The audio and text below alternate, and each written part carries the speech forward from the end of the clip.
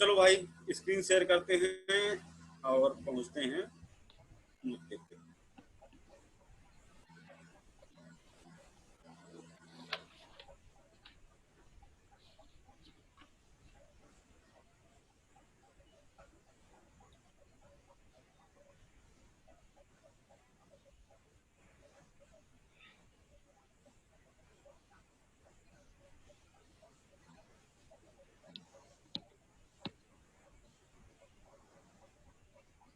आज हम लोग जो है पढ़ेंगे इसके आगे।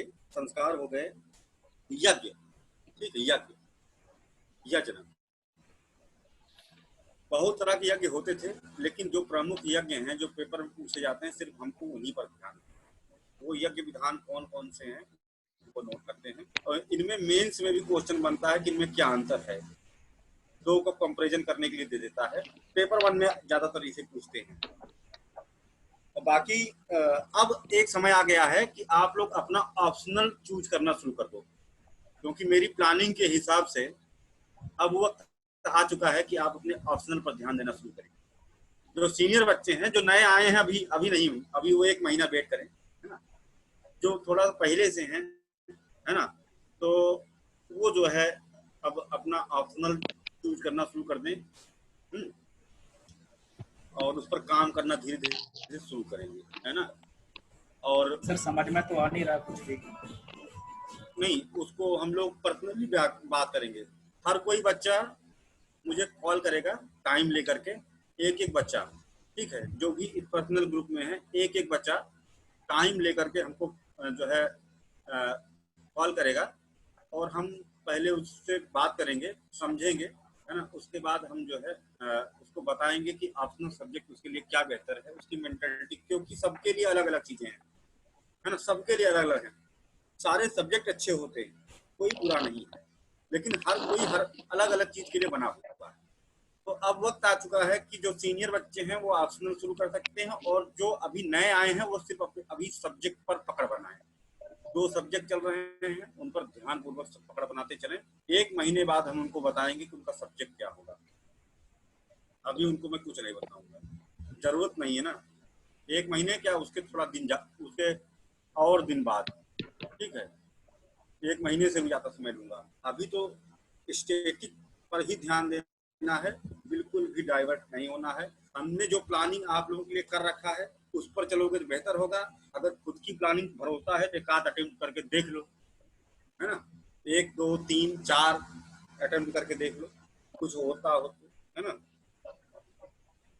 खैर, कभी कभी खुद में भी इतना पुरुषार्थ होता है कि व्यक्ति अकेले भी बिना किसी मार्गदर्शन के भी कर डालता है।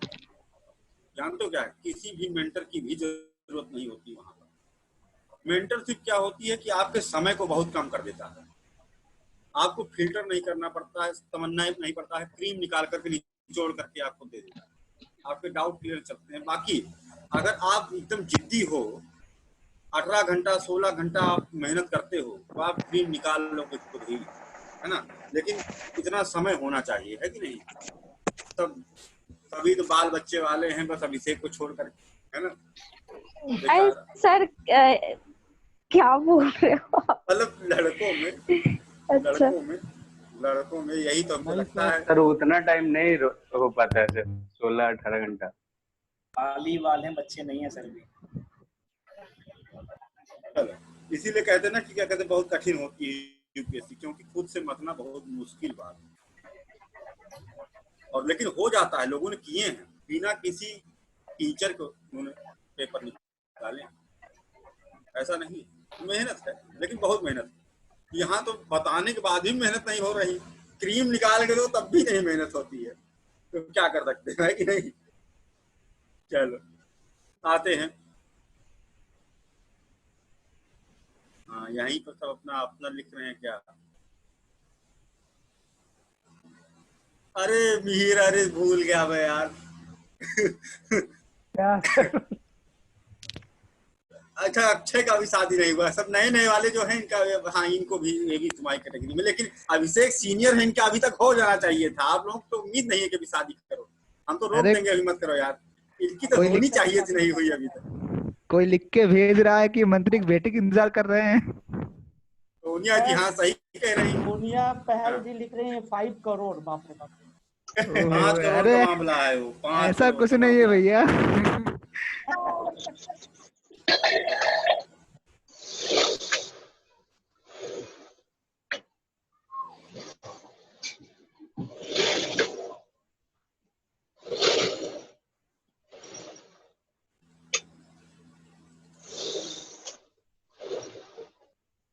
यज्ञों के प्रकार कितने कितने प्रकार के यज्ञ थे? थे तो बहुत तरह के, पढ़ने जो हैं वो ये हैं। अश्वमेध,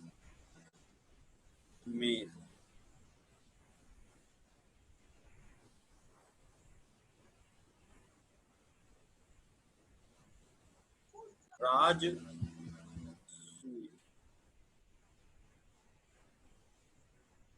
वाजपेय,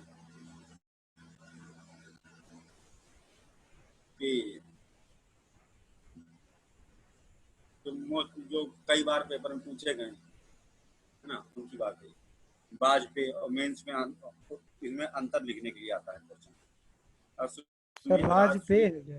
वाजपेयी, वाजपेयी, गोमेद,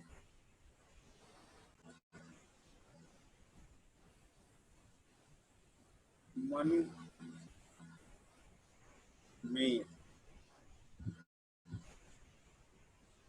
इसका सर गोमेद है क्या? गोमेद, हाँ। ये तो सर पत्थर होता है। तो गोमेद होता है, ये मेध है। मेध मतलब काट देना, गाय काट करके स्वाहा, पंडित जी के मुंह में आहा, है ना।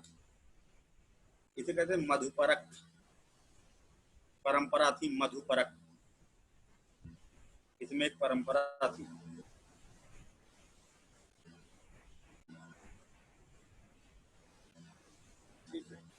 सर गोमेद के अंदर मधुपरक परंपरा थी ऐसा? हाँ, गोमेद के अंदर मधुपरक परंपरा थी, जिसमें ये होता था कि पंडित जी से पूछा जाता था कि क्या पंडित जी आप मधुपरक करना चाहेंगे। मधुपरक का मतलब होता है कि उनके सामने जजमान गाय को काटता था और उसके बाद पंडित जी उसका जो है मांस अपने घर लेके जाते थे। ओके। हाँ, लेकिन पंडित जी कहे नहीं हमको नहीं करना है, तो गाय को जो है अच्छी अच्छी चीजें खिला करके पूजा करके वापस भेज दिया है। वापस ओके मतलब सर हाँ। हमें यहाँ ये नहीं समझ आ रहा है, हिंदू धर्म में तो गायों की पूजा होती थी, तो उस समय गायों को काटा क्यों जाता था सर? हाँ सर, और आपने ये भी बताया था कि जो गौ हत्या करता था उसको पनिशमेंट भी मिलती थी, फिर ऐसा कैसे? गौ हत्या नहीं, गाय की चोरी, ये यज्ञ है, यज्ञ।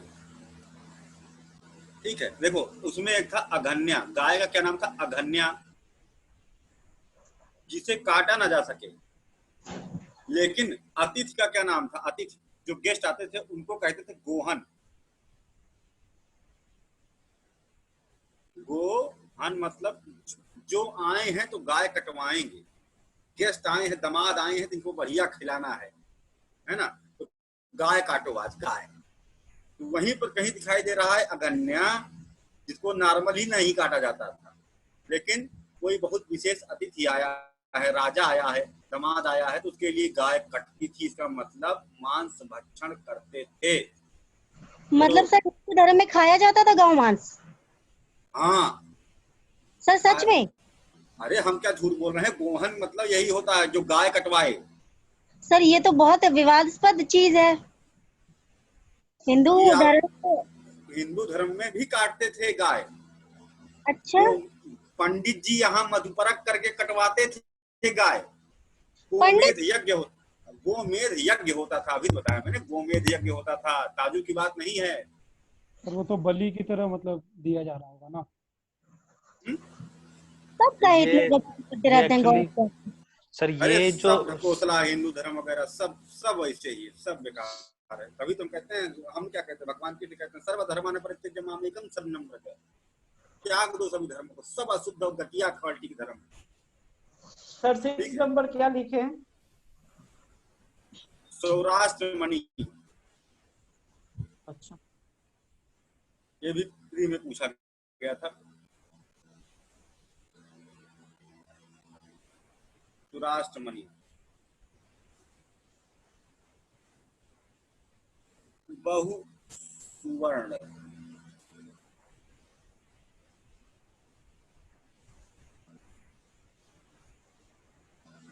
हिरण्य गर्भ,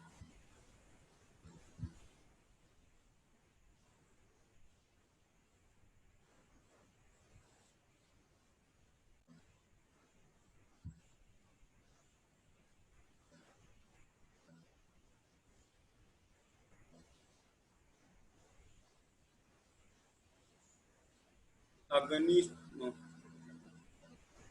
स्टोन,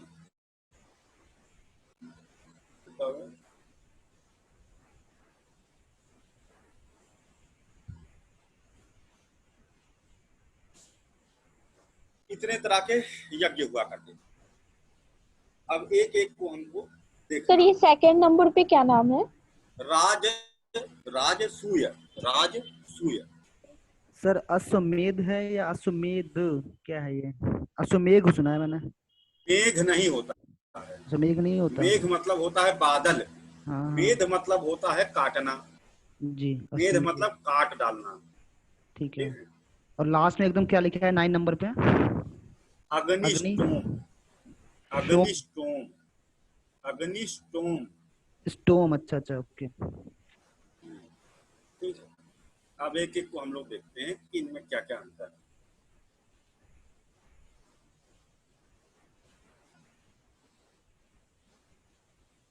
सबसे पहले हम लोग देखते हैं जैसे कि राजसूय और अश्वमेध यज्ञ में अंतर पूछा गया था मेंस के दृष्टिकोण से कि इन दोनों में क्या अंतर है, जबकि दोनों ही राज्य क्षेत्र के परिवर्धन के लिए अपनी सुपरमेसी को स्थापित करने के लिए किए जाने वाले यज्ञ होते थे, तो इनमें दोनों में अंतर की बात है। तो इस तरह का अंतर है।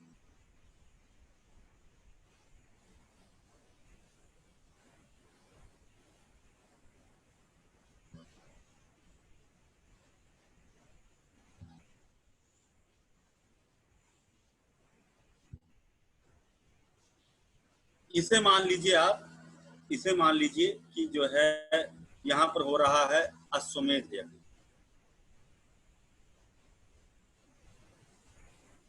यहाँ राजसूय।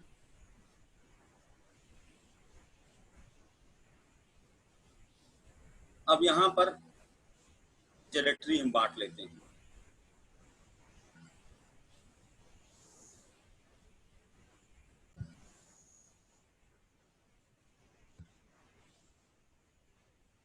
ये अलग अलग जो है किंगडम है, ठीक है।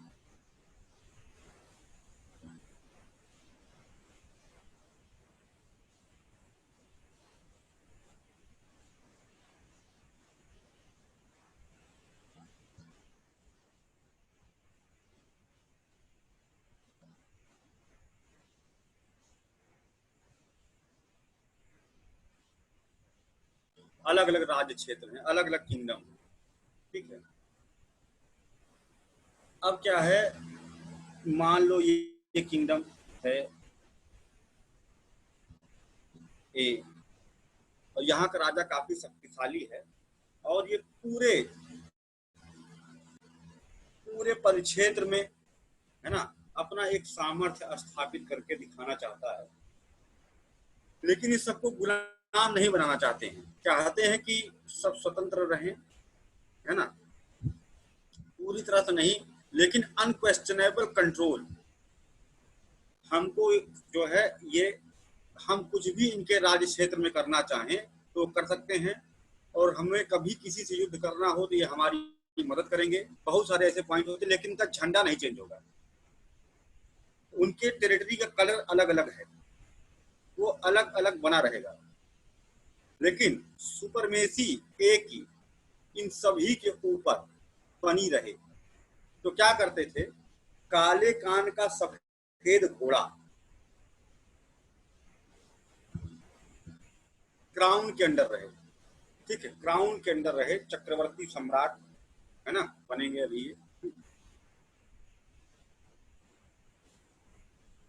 काले कान का सफेद घोड़ा यहाँ पर छोड़ दिया जाएगा। वो साल भर टहलता रहेगा। उसके गले में एक पटरा लटका होगा जिसमें नियम और शर्तें होंगी कि अगर घोड़े को नहीं पकड़ा, आपके राज क्षेत्र से निकल गया, तो आपके राज क्षेत्र में जो घोड़े के गर्दन में टंगे हुए पटरे में शर्तें थी वो मानने के लिए आपको बाध्य होना पड़ेगा। अगर आपके अंदर सामर्थ्य है तो उस घोड़े को आप पकड़ लीजिए, ठीक है, और पकड़ लेने के बाद में आपसे युद्ध करना पड़ेगा। अगर आप युद्ध में जीत गए तो वहीं पर क्या कहते हैं, ये यज्ञ असफल, ठीक है। मान लो बी पर गया, बी ने कहा कि हमको युद्ध नहीं करना, अरे महान हो दादा, हम मान गए आपकी बात, ठीक है, हम आपके साथ हैं, क्या करना, ठीक है, हम भी सुरक्षित रहेंगे। सी के पास गया, सी ने भी सारी शर्तें युद्ध के बाद पराजित होने के बाद उसने स्वीकार कर ली। अब डी के पास गया और डी ने घोड़ा पकड़ा प्लस इनको पराजित कर दिया। जैसे जैसे आगे बढ़ता जाता है वैसे वैसे शक्ति बढ़ती जाती, जान लो।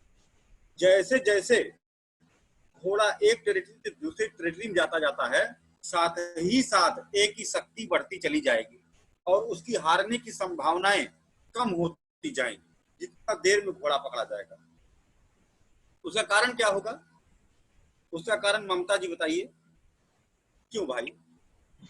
सर मेरे से पूछ रहे हैं। और क्या, एक ही ममता है यहाँ पर? जी जी सर, इसका कारण शायद ये है कि ये जो राज्य इसके साथ है वो मिलकर के युद्ध करेंगे।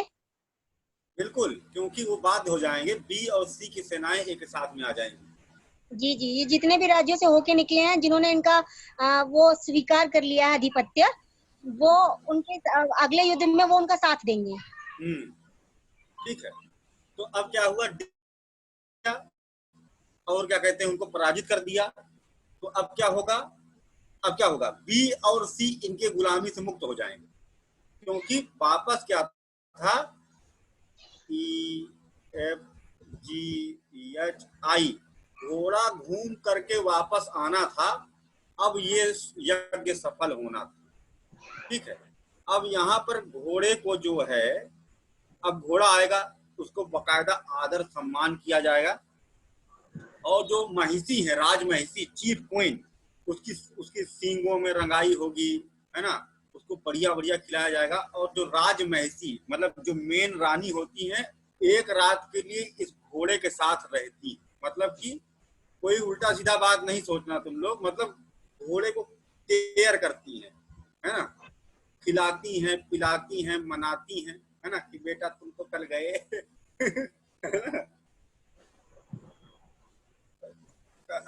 यही रात अंतिम, यही रात भारी है, कल सुबह होगी तुम्हारी कटाई की तैयारी और सवेरे सवेरे फिर यज्ञ शुरू होती, पंडित जी आते हैं और बढ़िया गलासा उठता है, खच से कटाई करती है, एकदम जा करके गिरती उसी यज्ञ वेदी में, और उसके बाद फिर यज्ञ संपन्न हो जाता है। और जितना राजाओं का पाप लेकर के आया होता है, वो हार का, जीत का, मरण का, उसका पूरा दंड घोड़े को मिल जाता है। म्यूट कर दो ममता। हाँ ठीक है सर, तो हाँ, सर ये डी ने तो घोड़ा पकड़ लिया, तो फिर वापस घोड़ा ए के पास आ जाएगा? नहीं, डी के पास जब घोड़ा पकड़ लिया गया, है ना, डी के पास जब घोड़ा पकड़ लिया गया, तो ये चाहे तो तुरंत ही अश्वमेध यज्ञ की घोषणा कर सकता है, और उस समय सी और बी को इसके साथ आना होगा, क्योंकि ये पराजित हुए, और गेम यहाँ से फिर से शुरू हो जाएगा। अच्छा, फिर मतलब घोड़ा घूम के वापस डी के पास आएगा? हाँ, लेकिन अगर ये अश्वमेध यज्ञ की घोषणा नहीं करता है तो इनका यज्ञ असफल हो जाएगा। बी और सी भी उस संधि से आजाद हो जाएंगे, और ए को फिर से जो है क्या कहते हैं, कालांतर में अगली साल अगर चाहे तो अश्वमेध यज्ञ फिर से घोषणा कर सकता है, अगर उसके दम बची हो तो ये था। लेकिन मान लो ये सफल भी हो गए, जीत गए सब, है ना, तो इनका झंडा नहीं बदलेगा, इनके राजा नहीं बदलेंगे, है ना, ये रहेंगे, ये भी रहेंगे, राजा सी डी के सबके राजा रहेंगे, ये इनको बस ये रहेगा कि हाँ जो जो बातें पटरे में लिखी गई थी उसको मानने के लिए बाध्य होंगे। अब आते हैं इधर, देखते हैं राजसूय यज्ञ हो रहा है।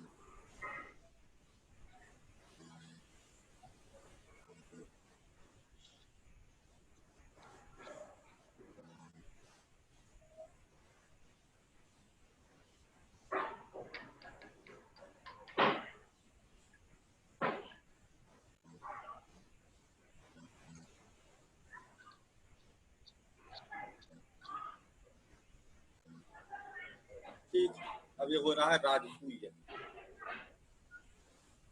मान लो ए ने अब की बार राजसूय यज्ञ प्रारंभ किया, ठीक है। अभी क्या है इसमें, जब कोई राजा अपने पुरुषार्थ को ये दिखाना चाहता है, अपना राज, इसमें क्या था, राज्य की सीमा में विस्तरण नहीं हुआ था, लेकिन अभी राज्य की सीमा में विस्तरण होगा, अटैक होगा, घोर क्या कहते हैं इसमें आक्रमण होता है ना, सीधा सीधा डायरेक्ट बैटर। कुछ हैं जो स्वीकार कर लेंगे कि नहीं हम आप क्या कहते हैं समर्पित हैं, है ना। अब क्या होता जाएगा धीरे धीरे धीरे धीरे, ये राज्यों का एकीकरण है, ये यूनियन गवर्नमेंट को दिखाता है, ठीक है, यूनियन।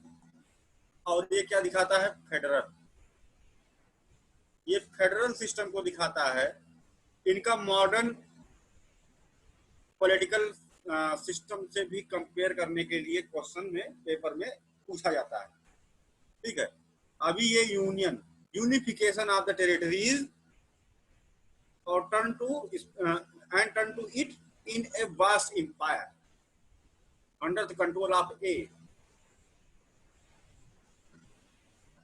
इनके ऊपर अटैक हुआ, हार गए, इनके ऊपर अटैक हुआ, हार गए।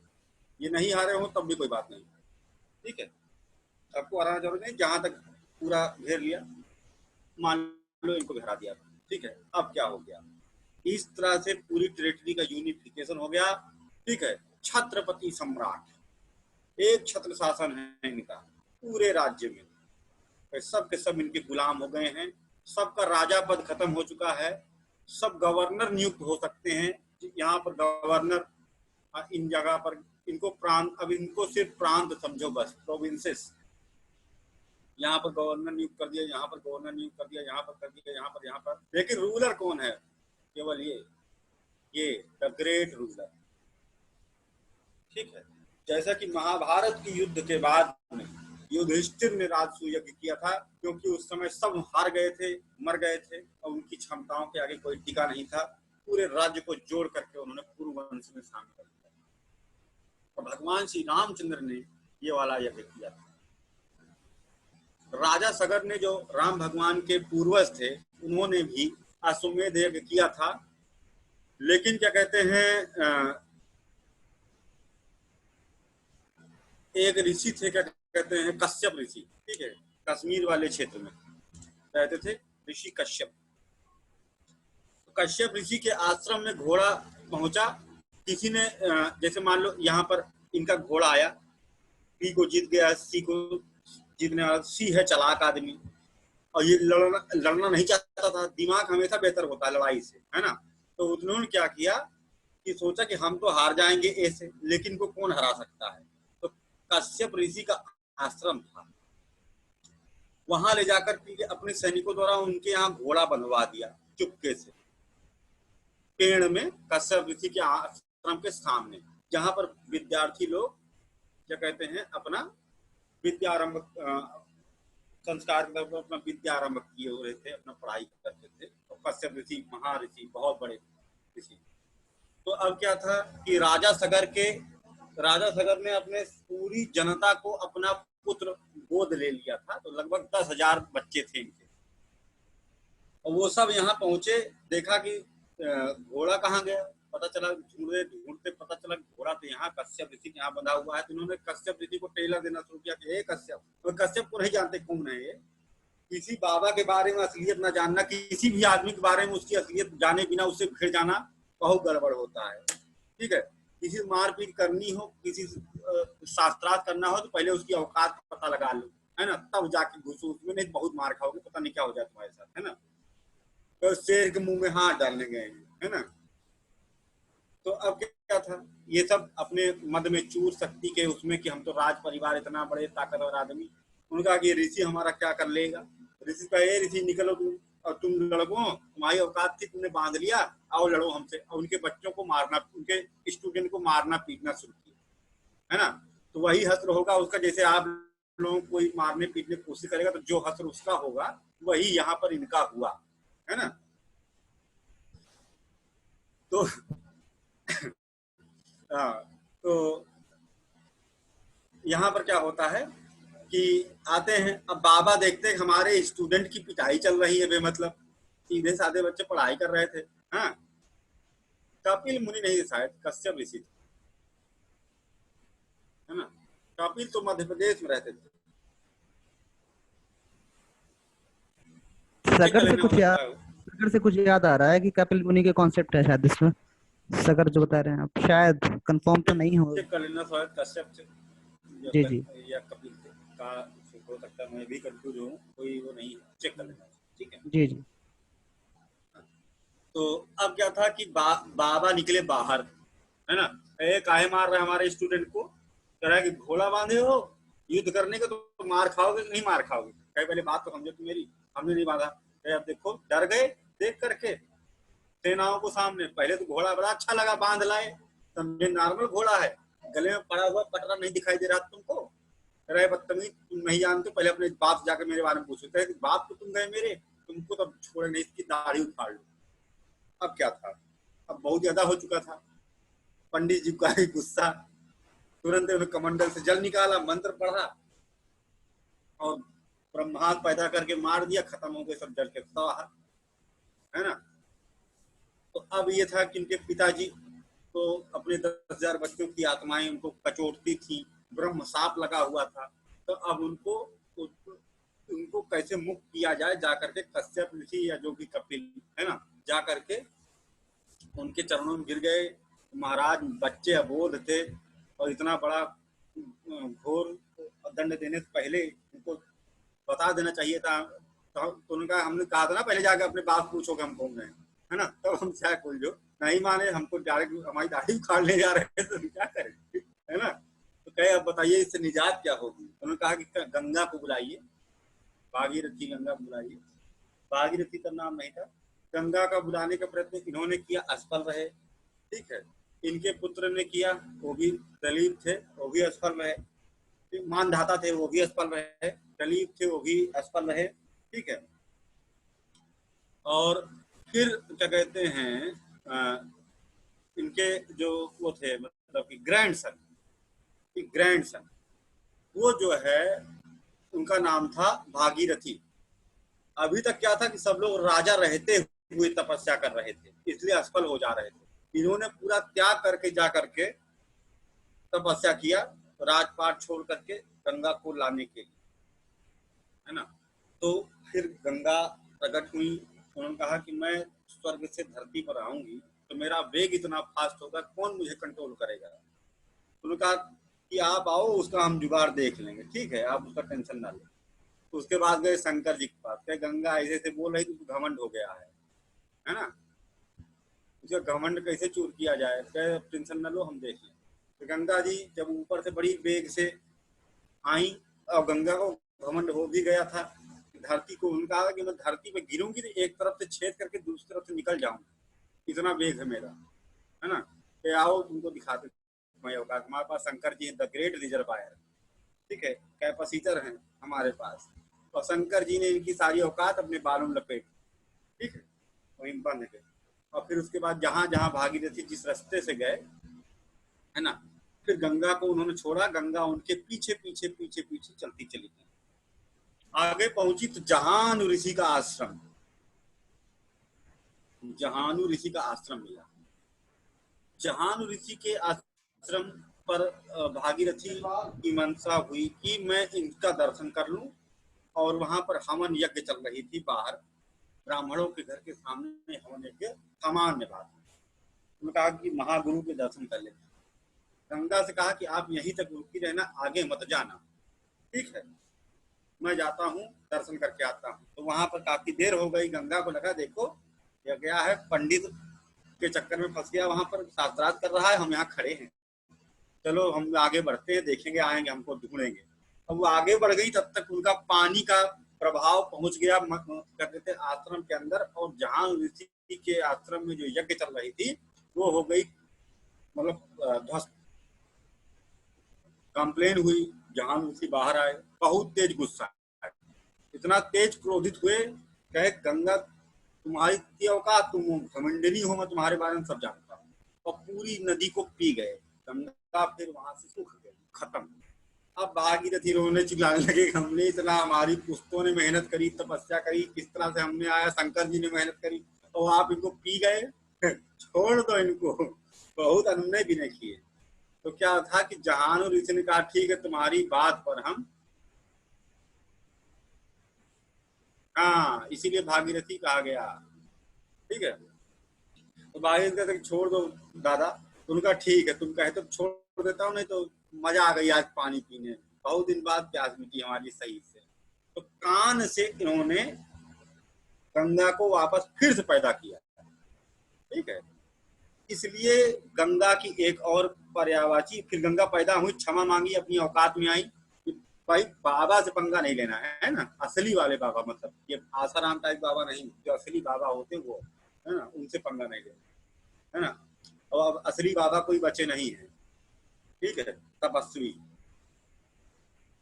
तो उन्होंने कहा चलो ठीक है, तुम अब मेरे द्वारा पैदा हुई हो, तुम्हारा रिबर्थ है, पुनर्जन्म हुआ है, मेरे शरीर से तुम पैदा हुई हो, इसलिए तुम्हारा नाम हो गया जाह्नवी, गंगा की पर्यायवाची।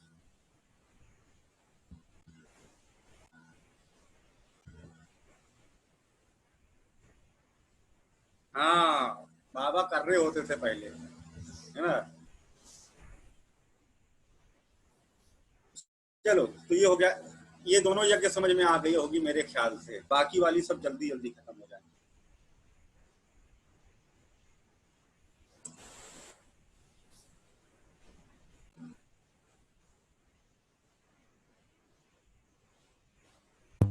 सर ये जो स्टोरी बताया ये भी यज्ञ से ही रिलेटेड है क्या सर? हाँ सर आवाज साफ नहीं आ रही है। अरे आपका नेटवर्क खराब होगा, मेरा ठीक है। हाँ क्या पूछ रहे हो? सर जो स्टोरी सुनाया अभी वो यज्ञ से रिलेटेड नहीं ना सर? इसमें पहला क्वेश्चन कि गंगा को कौन अवतरित किया, राजा सगर के बारे में बात की जाती है, पेपर में पूछा जाता है ना। और यहाँ पर क्या कहते हैं, जाह्नवी किसकी पर्यायवाची है, सीसाइड में क्वेश्चन आता है, ठीक है। अब आते हैं अगले पर, वाजपेयी। जब किसी राजा के कई पुत्र हैं और किसी योग्य को वो गद्दी पर बैठाना चाहता है, तो वो यहाँ पर वाजपेयी यज्ञ करवाता था, या फिर ओपन चैलेंज कर दे कि प्रजा में निसंतान है तो कोई प्रजा में कौन है जो उसका टास्क, इसमें टास्क दिया जाता था कि तुमको ये करके आना है, ठीक है, हॉर्स रेस करवा दे या फिर रथ दौड़ करवा दे कि जाओ जिस ये जो सबसे पहले जाकर के उस पहाड़ पर झंडा गाड़ के आएगा, या वो किला जो पहले जाकर के जीत के आएगा, है ना, उसे मैं राजा बनाऊंगा, मछली का आंख कोई फोड़ दे। कंपटीशन होती थी इसमें, और उसके बाद अपना उत्तराधिकारी घोषित किया जाता था। अगर एक मूवी कोई अभी आई थी उसमें हमने देखा था बाहुबली फर्स्ट, हाँ हाँ हाँ बिल्कुल, राजमाता शिवगामी वाला कंपटीशन, ये था वाजपेयी यज्ञ। उसमें एक थे भल्लाल देव और दूसरे कौन थे, बाहुबली। उसमें कालिकेय की खोपड़ी काट के लाने का टास्क दिया गया था, है ना। सर आपने जो ये राजसूय यज्ञ बताया है अभी, उसमें जो है जो 17 नदियों का जल आवश्यक होता था, ये बताया था ना आपने? नहीं 17 नदियों के जल नहीं, 17 नदियों का जल मतलब होता है कि उन टेरिटरीज में जो नदियां बह रही हैं अलग अलग राज्यों के, उनका जल लाने का मतलब होता है उनका जल हर युद्ध के बाद, है ना, जो पाला गला होते थे वो पहुंचा देते थे। जैसे युद्ध जीत लिए, टेरिटरी कब्जे में आ गई, है ना, तो वहां का जो राजा होता था वो खुद पानी भर करके इनको देता था कि ले जाइए, ये मेरी तरफ से है ना, यज्ञ में उसका इस्तेमाल किया जाए। अच्छा ठीक है। हाँ, तो उसमें 27 का मतलब ये था कम से कम तुम्हें 27 टेरिटरी जीतनी है। ये नहीं कि 4 टेरिटरी जीत करके अपने आप को बोल दो कि हम राजसूय यज्ञ किए, है ना। अच्छा कम से कम 27 जीतो तब तो माना जाएगा ना, नहीं तो 2 लोगों को हरा कर कवारे हमको राजसूय यज्ञ कर डालते, आगे हमको अटैक नहीं करना है, वो बैटल हो गई, वार हो गया, वो राजसूय यज्ञ नहीं रहा, है ना। कम से कम 27 राजाओं को पराजित करो तब समझ में आता है। और उन नदियों का पानी वो राजा लोग ही भर करके देते थे कमंडलों में, मटके में, सोने के मटके में मतलब। तो ये हो गया वाजपेय। ठीक है, अगला आता है जब जो है राज्य में आपदा आई हो, आपातकाल हो, कोरोना फैला हुआ हो, है ना, या फिर क्या कहते हैं ड्राउट फैला हुआ हो कुछ, तो वहां पर क्या कहते हैं ये देवताओं को दुखी करने के लिए, है ना, देवताओं को दुखी करने के लिए पहले इसका एक स्टेप होता था जिसमें गोमेध यज्ञ में, जिसमें अनुष्ठान यज्ञ होता था और गाय को चिन्हित किया जाता था किसको काटेंगे, और देवताओं के राजा इंद्र को, म्यूट कर लो भाई, हवा आ रही बहुत तेज।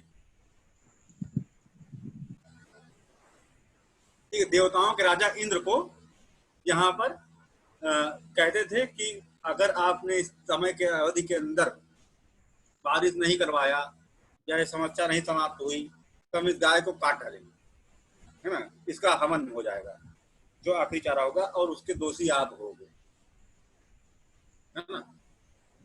तो वही सिस्टम यहाँ पर क्या कहते हैं, क्यों कर लो भाई, बहुत आवाज आ रही, हवा आ रही है।